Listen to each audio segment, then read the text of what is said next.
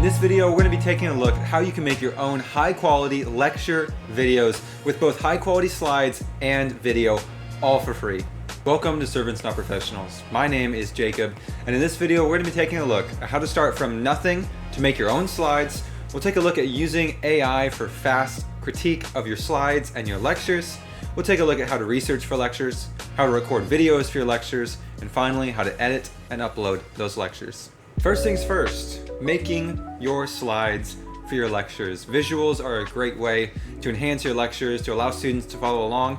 And with that, making your slides, you're going to want them to be clear rather than fancy. You're going to want to build on others. It has to be readable, and it needs to be concise, not sentences that, maybe contradict what you're trying to say, which is why this slide here is a terrible example, as I think you can see here.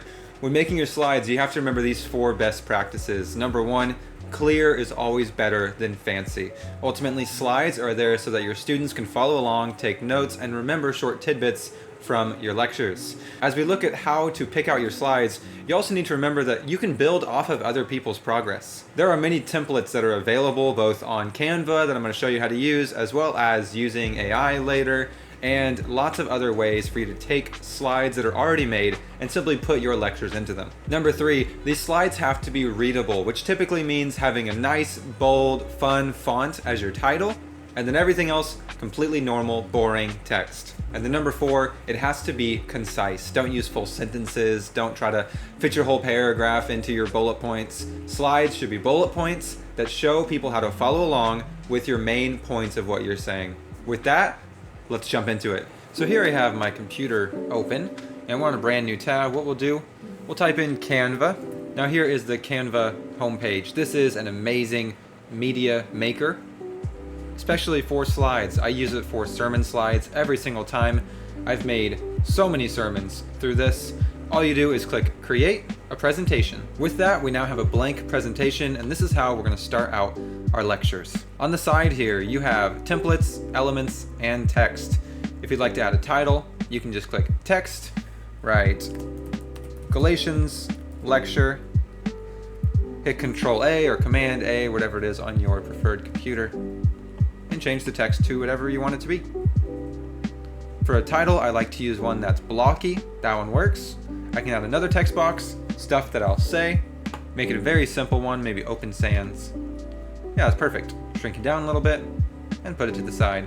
I like to put mine as bullet points, so you can put a little dash and it'll become a bullet point, or you can just click bullet point right here. Now, unless you're a seasoned graphics designer, I would not recommend this method. Instead, what you'll do is you'll go to templates right here and find a template that you like. The ones with a little crown, you can only have if you buy the subscription. Thankfully, there's plenty of amazing designs available for free. I'll type in lectures and Bible and see what we come up with. Let's try out this one, Faith Over Fear. We'll click on it and click Apply to all 14 pages. Now everything is already here. We have our slides. We can pick the ones that we like. I can type in BIB 275, Galatians, Ephesians. The text will automatically go down. If the text box is too short, to make it longer, you just drag it. Canva is very helpful because it has lines when moving things around. So right here, this thick purple line shows us that this is at the middle. Delete that text, don't need it. Delete that text, don't need it. And here we have our title slide for BIB 275 Galatians, Ephesians with Professor Aller. I probably wouldn't use a slide like this because it's kind of constricting. You can only have 3 bullet points, but I might use one like this.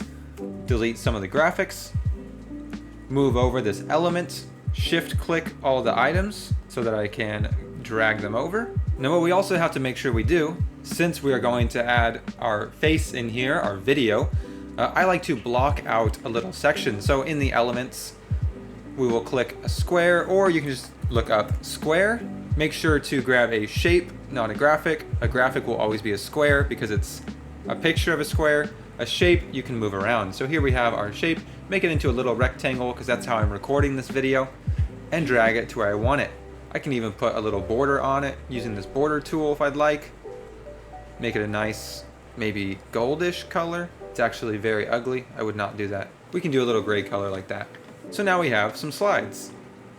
And they might not be perfect slides, but as you continue to make your slides, you'll go back, you'll make changes, you'll figure out what exactly you need for your presentation. Now, Canva is very helpful already having a bunch of templates you can use, but what else is very helpful is getting an idea from ChatGPT or other image generation. ChatGPT is a great place to be able to bounce off ideas. What you'll do, you'll describe what you already know that you want. So what I put in, I want to make some undergrad lectures for a Bible class that includes historical background, textual difficulties, and apologetics. And I want devotional insights too. And I want to make sure I have a video of me as well. So now you'll just say, give me some ideas for layouts. So our first layout, we have the entire PowerPoint slide and the camera in the corner, very similar to what we have right here. This split screen has me on one side of the entire screen and the slides on the other side. A little bit weird, not a very good idea, at least in my opinion. This layout is a digital whiteboard style, and layout 7 is just having you on the full screen. Let's just say, no, that's not really what I wanted. I was looking more for styles of layout, not the types of slides. Well, here's something interesting. It says we recommend having split screen for about 30% of your lecture to do introductions and discussions, which is slides and you, to have the floating professor over your slides for about 50%, and to have you on the screen, nothing else, for about 20%. Might take some time to go back and forth and find something that you really like. Once you find something that you do like, you can say generate an image of that. That way you can see if you're going to put all this work into it, what is it actually going to look like? So here are 3 things that it came up with, which honestly aren't even that bad. Instead of having you in the corner, it would be more like, we can move this text down, shrink the title and move it over, change the color.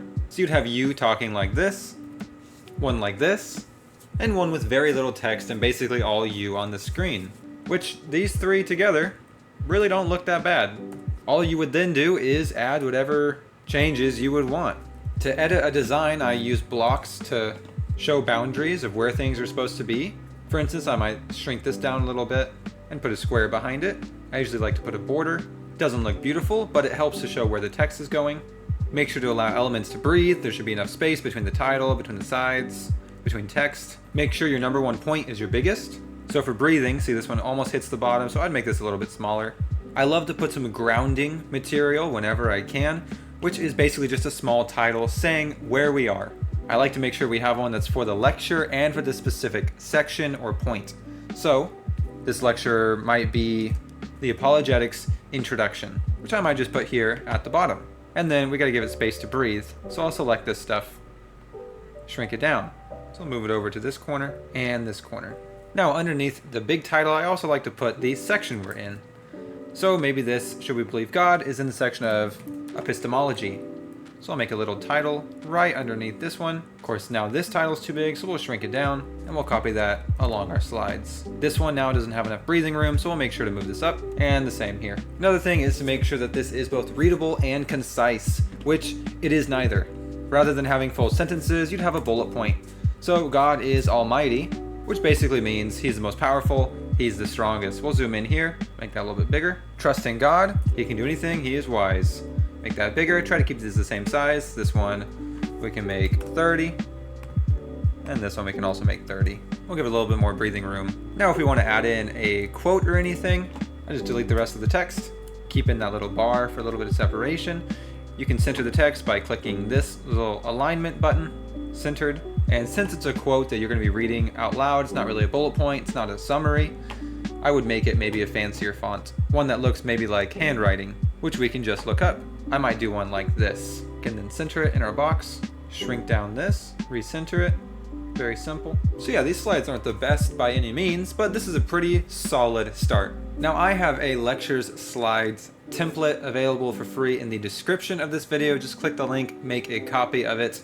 You'll be there as a viewer, so you can't change anything until you make a copy of it for yourself on your own Canva. But these slides include the introduction here, the historical background, the literary structure, textual criticism with pictures, Greek insights, theology, apologetics, practical implications, and a conclusion. And the video of you is going to go right here. With that, you can change what category each slide is in by simply going to the transparency. There's a blue box in each of these black boxes.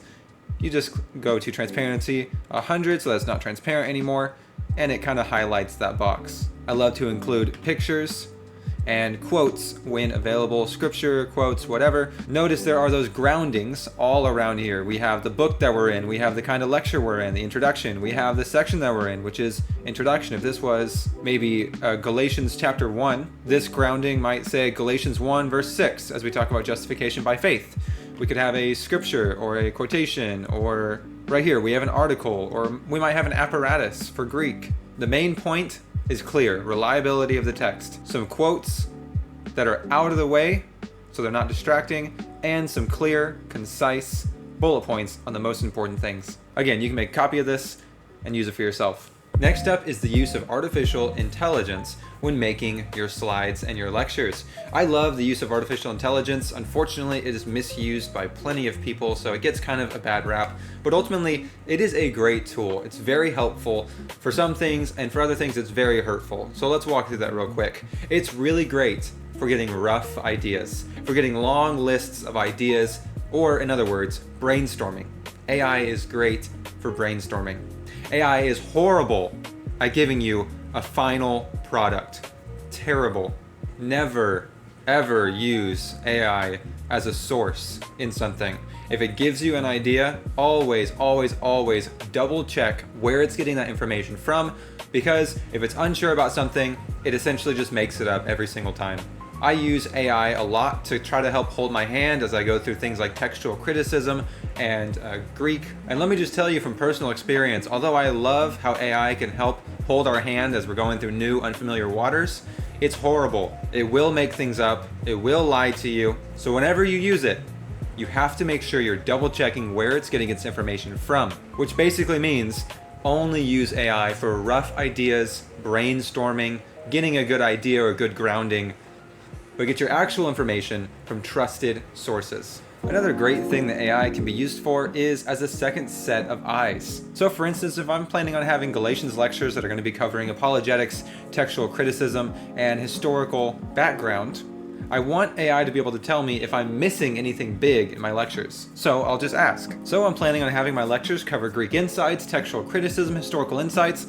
What else should I cover? And so it says right here in its introduction, I'd also try to make sure the lecture answers not only what does the text say, but also why does it matter. So literary analysis, theology, biblical background, historical and cultural insights, and then it gives a simple lecture formula. Now, these responses are far from perfect, but they're going to give you some brainstorming to help you realize, oh man, I totally forgot. Obviously, I need devotional insights. Next up is how to research for your lectures.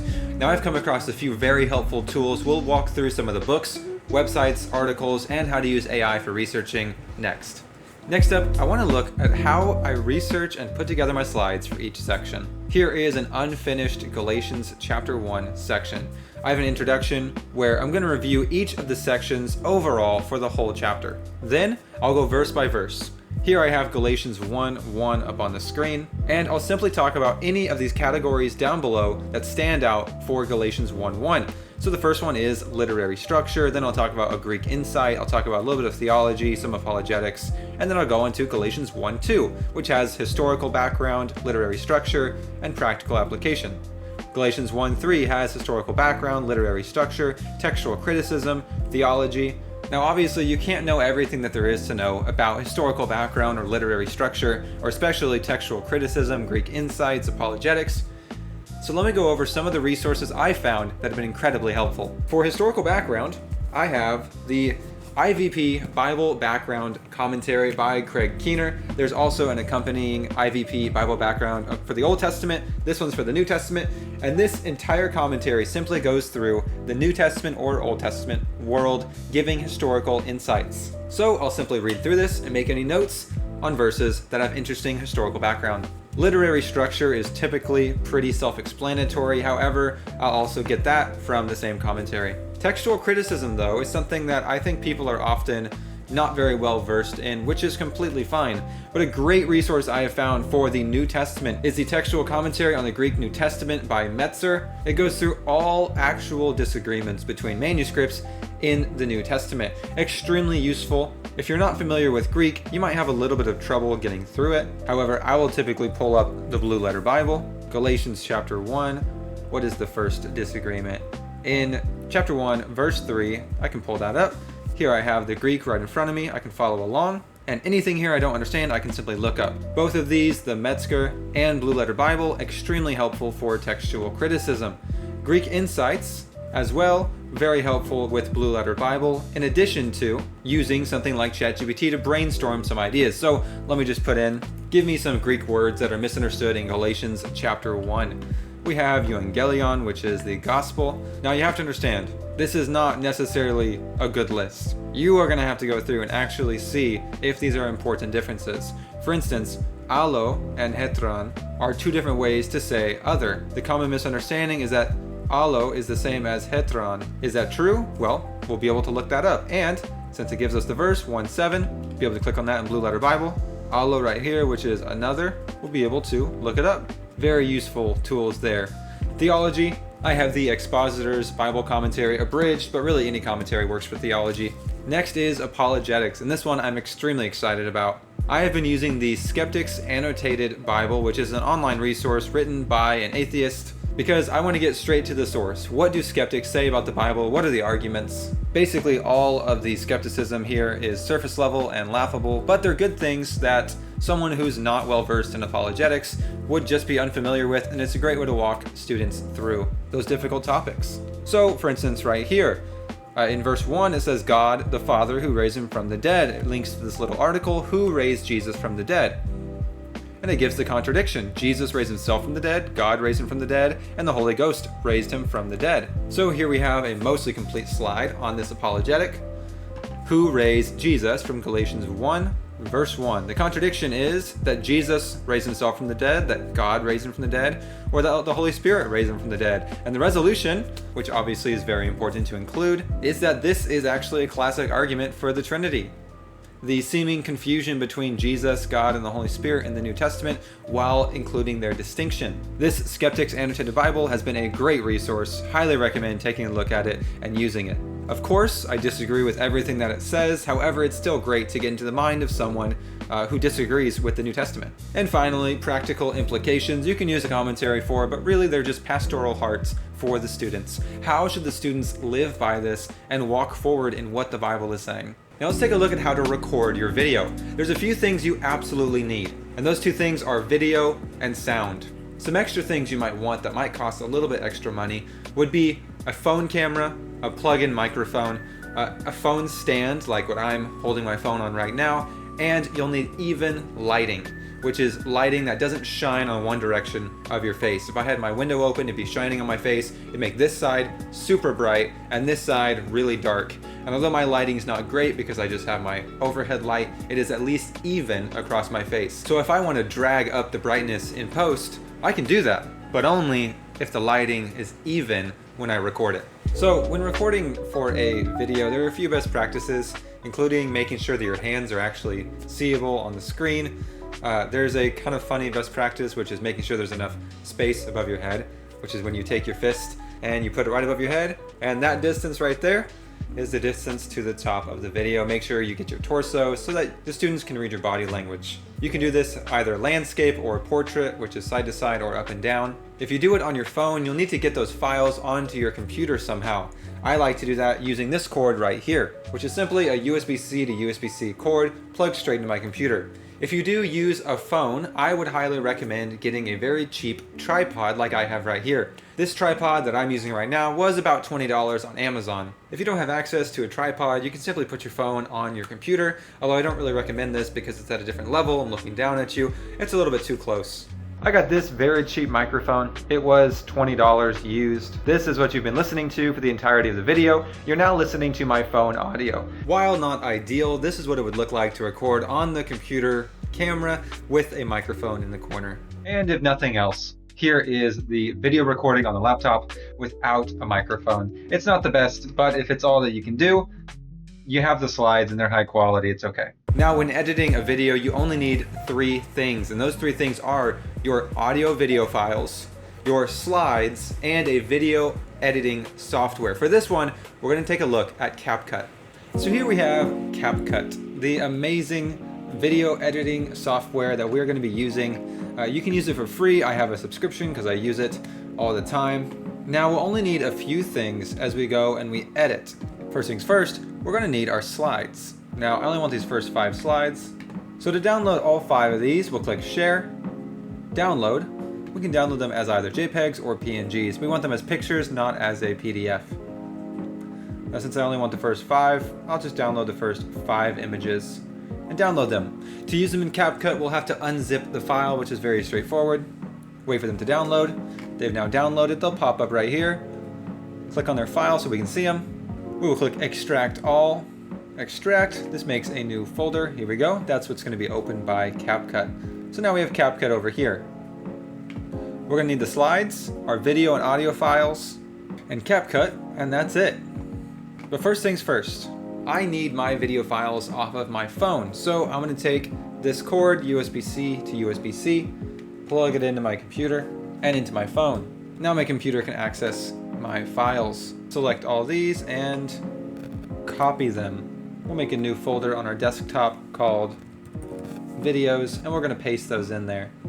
It's going to take just a second because there are so many videos. While that's loading, we're going to upload all of our audio files. And we're back. That took about 5 to 10 minutes, which was pretty long, but that's okay. So now we'll just go over to our desktop, click on Videos. Here we have all of the videos that we just uploaded. They are now uploaded. What we'll do, we're going to organize them by, not time imported, but by their name, from A to Z, which is going to give us all the videos in order. We're only able to edit the videos of the same dimensions at the same time. So in CapCut here, you'll notice we have a bunch of buttons. We can see the video, and we have these 2 bars right here.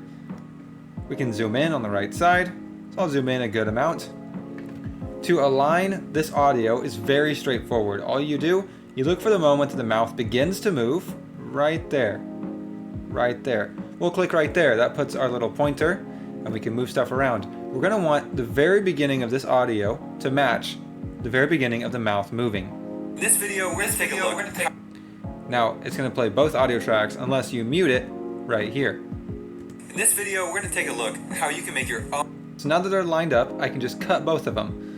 Whenever making a cut, I want it to start right when I start speaking. No time before I start speaking, and I want it to stop a little bit after I'm done.